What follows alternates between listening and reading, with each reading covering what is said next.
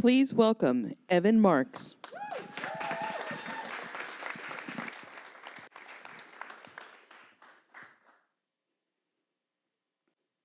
There's a moment in every life where something breaks, where the ground beneath you shifts and nothing is ever quite the same again. And the world expects you to keep going as if nothing ever happened. Mark Twain once said, the two most important days in your life are the day you are born and the day you find out why. But what he didn't say was the day you find out why often begins in darkness. Maybe you felt it when the life you are building suddenly collapses. A phone call, a goodbye, a diagnosis, or a breaking inside of you no one else sees. When we think of resilience, we imagine strength, fists up, unbroken. But real resilience often begins when we finally break. Think of Malala, a teenage Pakistani girl who was targeted and shot for going to school. She should have been silenced, but instead, she rose, eventually winning the Nobel Peace Prize. Or Candy Lightner, who lost her daughter to a drunk driver, transforming her grief into Mothers Against Drunk Driving, saving millions of lives. How does this happen? Well, there's a name for this: post-traumatic growth. It's not about bouncing back. There is no going back. It's about bouncing forward into a version of yourself that did not exist before the storm. And here's what's remarkable. There is no minimum requirement for transformation. You don't need the headlines, the big enough tragedy. All you need is a moment taken from you and the courage to ask, what now? And that's really my story begins. I grew up in chaos, a single mother doing everything she could to keep her 3 boys afloat, an older brother with special needs who needed constant care, a homeless, crack-addicted father who checked out long before I could ever understand why. In my world, pain was not named. We didn't talk about trauma. We talked about surviving the day.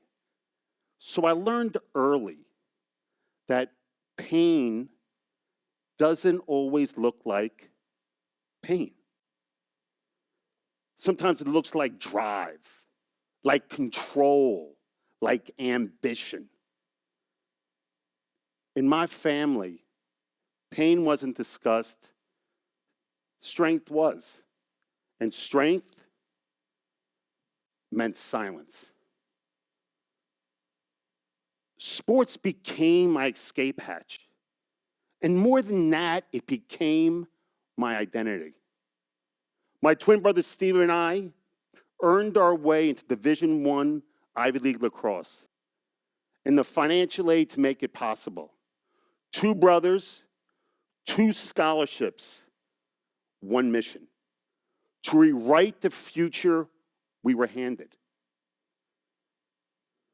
Stephen played all 4 years, captain 2 times. Me, I blew my knee out once, then I tore it again.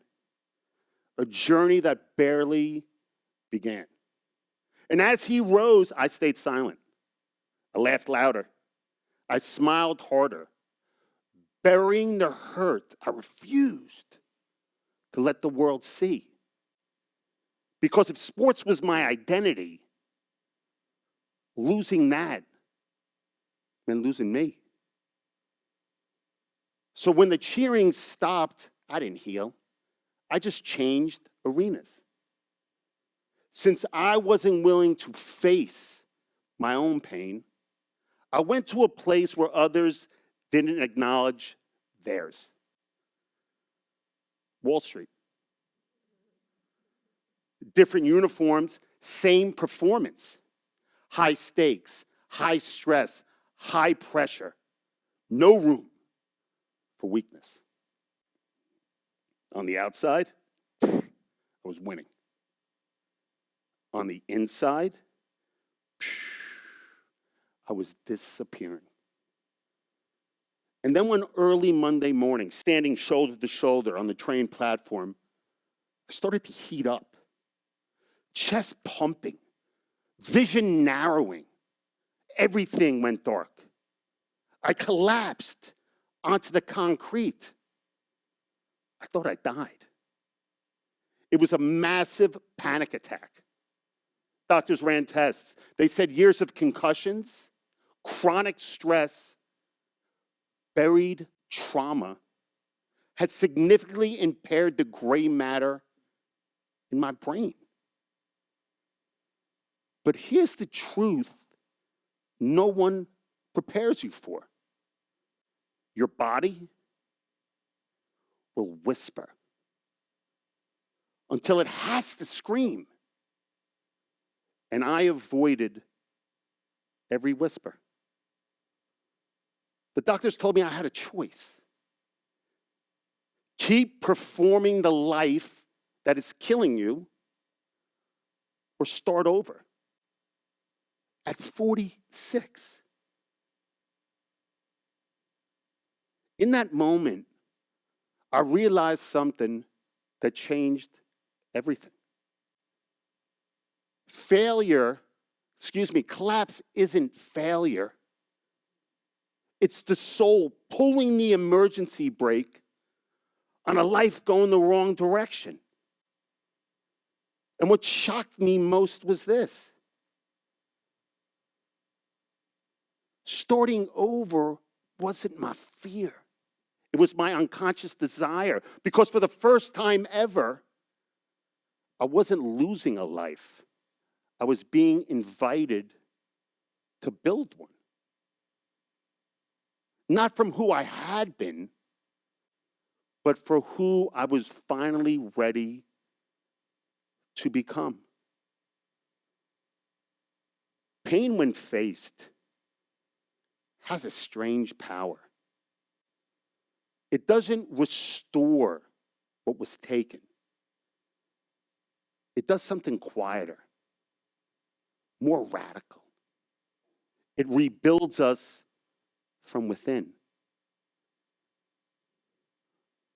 Research on trauma in the brain, including work from UNC Chapel Hill and UPenn, has shown that when people turn toward what hurts them, not away, the brain literally rewires. Neural pathways reprogram. That's called neuroplasticity. And for many who walk through deep struggle, report greater inner strength, deeper relationships, a clearer sense of purpose, and a new appreciation for life. Pain doesn't just leave scars. For some, it carves capacity. That is post-traumatic growth. And over the years, I've realized it follows certain pathways, inner shifts. Face it. When we finally tell the truth about what hurts us, feel it. When we let pain into the room, rewrite it. When why me becomes what now? Share it. Because pain, when spoken, loses power. And use it. When the wound becomes service, purpose, and legacy. That is how Malala did it. That is how Candy Lightner did it. That is how so many before us have done it. They didn't erase their pain. They organized it into purpose. I think that's why I became a mental performance coach, because I realized performance isn't built by escaping pain, but by integrating it. When people are supported with presence and thoughtful engagement, growth becomes less abstract and more personal. Because there's people walking this earth right now, convinced their worst day ended their story, when maybe that moment is the chapter that allows someone else to heal. This isn't about turning pain into positivity. It's about turning pain into power, into your path, into your purpose. What if your courage quietly rewrote the possibilities for someone else? What if the version of you born in pain is the one strong enough to change everything? And for those who have walked through fire and have found yourselves forged stronger, your story lights the path for the rest of us. Thank you.